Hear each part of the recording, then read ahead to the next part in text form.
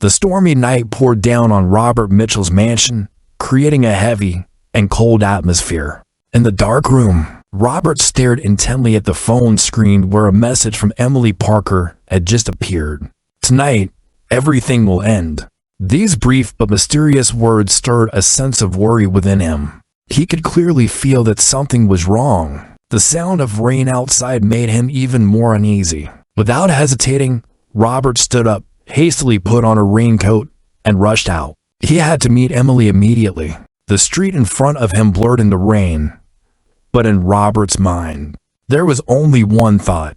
He must get there before everything becomes too late. Unaware that his life was about to change forever, Robert Mitchell had once been a strong and confident man, with a peaceful family and a successful career. But after the sudden death of Mary, the wife he deeply loved, everything changed. Mary died in a car accident 5 years ago, leaving behind Robert and their son, James. Since then, Robert had been engulfed in grief, becoming closed off and cold to the world around him. The closeness between him and James gradually faded. The boy grew up lacking affection from his father, and though Robert loved his son, he did not know how to reconnect with him. Emily Parker appeared like a glimmer of light in the dark sky of Robert's family. As James' teacher, Emily not only helped him improve his academic performance, but also served as a bridge between father and son. Gradually, Emily became an irreplaceable part of their lives. However, the feelings between Robert and Emily were not merely those of respect between a teacher and a parent. Although Robert was still burdened by Mary's death, he realized that Emily was the only one who could make him feel alive again. Emily was also drawn to Robert, but she carried a mysterious past. Before coming to this town, she had been involved in a tumultuous and violent relationship, forcing her to flee and seek a new life. Though she appeared strong and independent, Emily constantly lived in fear that her past would return to haunt her. Ethan Harris, the Mitchell family's private chauffeur, was also a significant part of the story. Ethan had secretly been in love with Mary before she married Robert. After Mary's death, Ethan repressed feelings of jealousy and loss. Seeing the closeness between Robert and Emily only fueled his growing resentment. To Ethan, Emily was not just a new woman in Robert's life, but also a replacement for Mary, someone he could never have. Ethan's hatred grew, feeling betrayed that Robert could have both of the women he had once loved. The relationship between Robert, Emily, and Ethan became increasingly complicated and tense. Robert tried to escape the pain of the past to find love again, while Emily was torn between the new sense of safety and her dark secrets. As for Ethan, his jealousy and growing hatred quietly simmered as he watched their every move, waiting for the right moment to act. Everything seemed to be stretched to the breaking point. Robert and Emily's relationship developed slowly but tensely. Initially, Robert tried to keep his distance. He was still haunted by Mary's death and felt guilty for allowing himself to develop feelings for another woman. But Emily brought him a sense of relief, something he hadn't felt since his wife's passing. Emily helped him reconnect with his son, listening and sharing the burdens he had never dared to confide in anyone. With each conversation and meeting, Robert realized that he had gradually fallen in love with Emily, a love born out of loneliness and a desire to heal. However, inside Robert was still a struggle, partly because he hadn't fully confronted the pain of losing his wife, and partly because he knew that this relationship was not as simple as it appeared. Emily was not innocent in this relationship either. She was attracted to Robert, but her fears from the past never let her go. Before arriving in this town, Emily had been in a violent relationship with a powerful man. She had to run away to protect herself, but the past continued to haunt her like a shadow. Whenever she was with Robert, she felt she had found safety and peace. Yet, along with that came the fear that if the past were to be revealed, she could lose everything. Emily also sensed Robert's inner struggle, the torment of being unable to completely let go of his memories of Mary. This made her feel even more pressured and vulnerable. Their relationship was like a taut string, filled with both hope and conflict. Ethan Harris remained outside this relationship but constantly observed and waited. Each passing day, Ethan became more unstable. His unrequited love for Mary had left him bitter, and now, seeing Robert find love again with Emily, Ethan's jealousy exploded. He viewed Emily as a substitute for Mary, but instead of love, he regarded her with obsession and possessiveness. In Ethan's eyes, Robert had everything he had ever desired, and now, seeing the two grow closer, Ethan felt betrayed once again. This caused him to spiral out of control, becoming toxic and dangerous. Ethan began to watch Robert and Emily's every move. He frequently observed them from afar, silently noting every small detail. His dissatisfaction grew beyond mere threats or hateful glares, and turned into more dangerous actions. He tried to approach Emily, repeatedly warning her that Robert was not to be trusted and that she should keep her distance. Ethan did this not only out of jealousy, but also because he believed that Emily was destroying the image of Mary in Robert's heart. Each time he met Emily, Ethan tried to plant seeds of doubt in her mind about Robert's love, making her feel increasingly trapped between the two men. Emily sensed the danger from Ethan, but didn't know how to escape the situation. With a calm exterior but filled with inner hatred, Ethan made her feel uneasy. His warnings grew more haunting and oppressive. Emily didn't want to hurt Robert, but she couldn't ignore the feeling that Ethan might be watching and threatening her at any moment. Each time she met Ethan, she felt as though she were drowning in fear and a loss of control. Ethan's jealousy and the tension between Emily and Robert made everything more complicated. Emily realized she couldn't continue like this, but she didn't know how to get out. The feeling of being trapped between love and fear gradually pushed her into a state of panic. Finally, Emily decided that there had to be an end to it all. She couldn't bear it any longer, and that was when she sent the final message to Robert. "Tonight, everything will end." That night, the storm seemed to swallow everything under a dense curtain of rain and deafening thunder. Robert drove madly to Emily's house after receiving the ominous final message. The night and the storm made everything blurry, but in his mind, chaotic thoughts swirled endlessly. Emily's short message weighed heavily on him. "Tonight, everything will end." The phrase echoed in his mind, unclear, but enough to cause panic. Was Emily planning to do something reckless? Was she in danger? When he arrived, the light from Emily's house was barely visible through the pouring rain. Her door was ajar, the wind blowing it open with a creak in the cold, desolate air. Robert hurriedly stopped the car, his heart pounding wildly as he stepped inside. The atmosphere in the house was eerily quiet. Everything seemed still, amplifying Robert's growing unease. He called out Emily's name, but there was no response. Robert walked through the living room, his legs trembling as he headed toward the staircase leading to Emily's bedroom. The sense of anxiety and tension built with each step. The bedroom door was closed, and when he gently pushed it open, the sight before him left him stunned. Emily lay motionless on the bed, her eyes staring blankly at the ceiling. A trail of blood smeared across the floor, leading to the foot of the bed. Robert's heart seemed to stop. He rushed to the bedside, kneeling beside Emily, his trembling hands reaching out to touch her. Her body was cold and lifeless. No breath, no heartbeat. Robert couldn't believe his eyes. Emily, the woman he had just realized he deeply loved, had now left this world. He called her name in desperation, but everything remained enveloped in terrifying silence. Pain and guilt consumed him. What had happened? Why had she died like this? Had she committed suicide as he had feared? While Robert was still kneeling by the bed, trying to find answers, a sound from behind made him turn around. Ethan Harris stood at the doorway, his face cold, his eyes emotionless. The dim light from the room made Ethan's figure appear ghostly and haunting. In a calm voice, Ethan spoke. "I warned her, but she didn't listen." Those words pierced Robert's heart like a knife.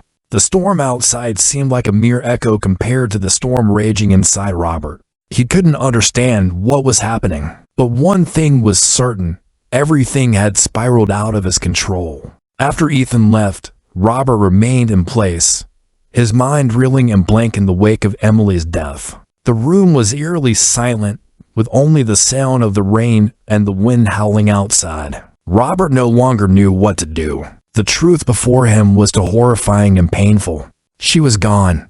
But why? Had she taken her own life? Or had something else happened? And Ethan's words echoed in his mind. I warned her, but she didn't listen. Those words kept gnawing at Robert's mind, pushing him further into panic. In the shock of it all, Robert couldn't think clearly. He didn't know what to do next. His first thought was to leave, to escape this haunting house. With heavy steps, he left Emily's bedroom, descended the stairs, and walked out of the house. The rain still poured down, cold and relentless, but Robert seemed to feel nothing anymore. He got into his car and drove away, leaving everything behind. The next morning, news of Emily's death spread throughout the town. As soon as her body was discovered, the police quickly arrived at the scene. The investigation began, and the authorities immediately noticed something suspicious. There was nothing in the house to suggest that this was a suicide. The injuries on Emily's body, particularly under her fingernails, indicated that she had fought back before she died. This confirmed that she hadn't taken her own life but that someone else had caused her death. This turned the case into a murder investigation, and Robert Mitchell was the first suspect. The police soon found footage from a security camera near Emily's house. The video showed Robert arriving at her house that night, close to the time of death as determined by the forensic team. This made him the prime suspect. However, strangely, there was no footage of Ethan's presence. Although Robert insisted that he had seen Ethan at the scene, there was no trace of him captured on the security camera. The investigation continued, with questions swirling around Ethan's role in the case. His DNA was found under Emily's fingernails, proving that she had struggled with Ethan before her death. This made the police suspect Ethan, but his absence from the video complicated matters further. Ethan denied all accusations, claiming that he had no involvement in Emily's death. He only admitted that he had warned her earlier, but there was no other evidence to implicate him. Robert was also questioned about the event, and his departure from the scene without reporting it to the police only heightened suspicion. He explained that he had been in shock over Emily's death and didn't know what to do. However, to the police, this action suggested that he might be trying to hide something. The case grew increasingly complex, with two prime suspects, one who was present at the scene but not captured on camera, and one who had clear evidence but whose actions were suspicious. The police found themselves in a difficult situation, as both Robert and Ethan had motives and the means to commit the crime. But there wasn't enough evidence to definitively identify the culprit. As the investigation became more intense, the police faced a series of conflicting pieces of evidence. Robert's presence at the scene and his departure without reporting the incident made him the top suspect, but the signs on Emily's body, particularly Ethan's DNA under her nails, pointed to Ethan as the possible killer. However, Ethan remained calm during every interrogation, continuously denying any involvement in Emily's death, only admitting that he had warned her earlier. His cold and indifferent demeanor made the police even more suspicious. The entire town was engulfed in rumors and doubts. Robert, once a respected man, was now scrutinized and judged by the public. Despite the overwhelming evidence against him, Robert maintained that he had not killed Emily. The guilt over her death and the confusion over Ethan's words weighed heavily on his mind. Why had Ethan been at the scene? And why hadn't he appeared on the security footage? Robert couldn't escape these questions. The investigation reached a deadlock when there wasn't enough compelling evidence to charge either of the two men. Prosecutor Turner, a sharp and tough woman, decided to bring both men to trial, using all available resources to uncover the truth. Turner believed that one of the two, if not both, was directly involved in Emily's death. However, neither man admitted guilt, and both were gradually wearing down under the cloud of suspicion and tension surrounding them. Robert and Ethan, two men with deep ties through Mary and Emily, now faced each other in a psychological battle with no escape. The trial of Robert and Ethan became the talk of the town. The courtroom was packed with people, and no one wanted to miss the event. The jury sat silently, watching the tense cross-examinations between the two sides. Prosecutor Catherine Turner was a sharp and experienced woman, determined to bring the truth of Emily's death to light. She opened the trial by accusing Robert, emphasizing the video footage showing him at Emily's house on the very night she died. Turner argued that Robert, in a fit of anger as his relationship with Emily became complicated, had killed her to protect his honor. She used Emily's final message, "Tonight, everything will end," as evidence that Emily wanted to end the relationship, which had panicked Robert. Robert sat silently, his face tense as he listened to these accusations. He knew he was innocent, but all the evidence was against him. Turner continued to present the case, stating that after killing Emily, Robert had left the scene without calling the police, a suspicious action that suggested he was trying to cover up his crime. Robert's defense attorney, James Heller, was a calm and skillful man. He immediately countered Turner's arguments, pointing out that there was no direct evidence proving Robert had killed Emily. Heller focused on a crucial point. Ethan's DNA was found under Emily's fingernails, proving that she had struggled with Ethan before her death, making him a more suspicious figure. He also questioned why Ethan hadn't appeared on the security footage, even though Robert had seen him at the scene. If Ethan wasn't involved, Heller said, then why are there signs he was present in this confrontation? Turner remained unfazed by Heller's rebuttal, shifting the court's attention to Ethan.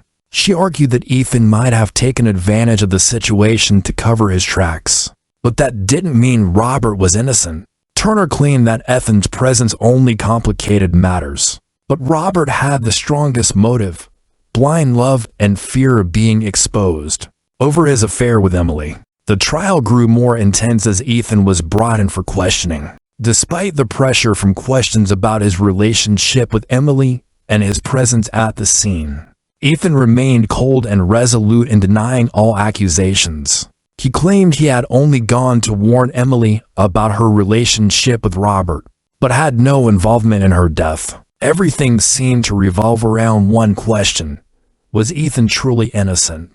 Or had he eliminated Emily to satisfy his obsession with Mary, Robert's deceased wife? When the jury withdrew to deliberate, the atmosphere in the courtroom became heavy.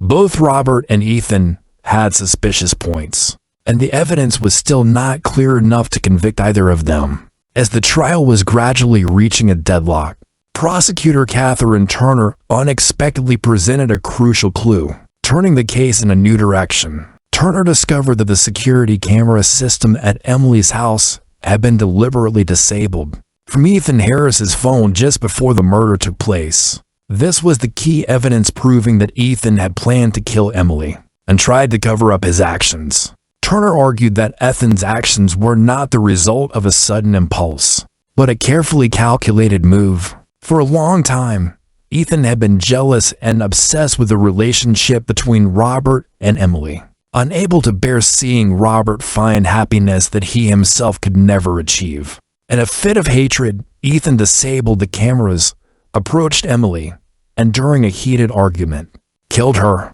DNA evidence found under Emily's fingernails proved there had been a struggle between the two just before she died. Turner didn't stop there.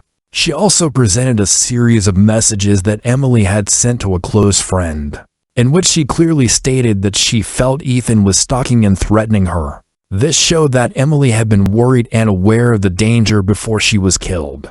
The introduction of this evidence exploded the atmosphere in the courtroom. Ethan, who had previously maintained a cold demeanor, began to show signs of nervousness. As Turner presented the convincing evidence, Ethan's face shifted from calm to panic. The jury and the entire courtroom were captivated by the intricate details of Ethan's plan. In the end, with Turner's sharp reasoning and undeniable evidence, Ethan Harris was convicted of murder and sentenced to life in prison. Hatred and obsession had turned Ethan from a loyal assistant into a dangerous murderer. After the trial, Robert Mitchell, though acquitted, could not escape the haunting guilt of Emily's death. His reputation and career were destroyed by the case, and his relationship with his son James could not be mended.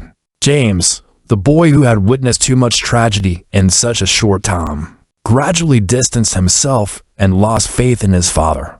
Robert, despite his efforts to move on, was still tormented by secrets and the pain of loss. Robert's life after the trial was filled with emptiness and haunting memories, and he knew that these psychological wounds would never heal, leaving a void that could never be filled in his life.